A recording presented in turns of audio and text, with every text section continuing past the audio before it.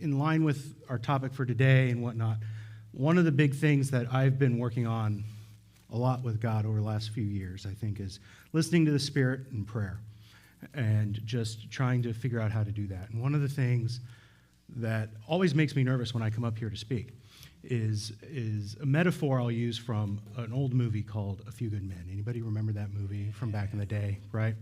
And there's one little snippet in that movie when they're first leaving the U.S. and they're going down to Guantanamo Bay, right?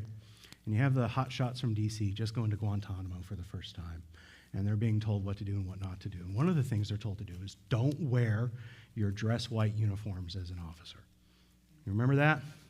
And the guy's like, why? Why the heck not? And they have this big thing back and forth, and it's like, because that makes you a target, right?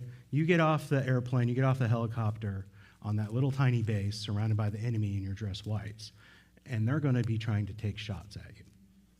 And my experience has been, bluntly, whenever I come up here, there's an element of that with our enemy. And it's something that if you ever pay attention to folks who regularly serve in the church, whether it's on a worship team, whether it's on speaking or anything like that, you get up here on this stage, and it's a little bit different in terms of the attention that the enemy gives you.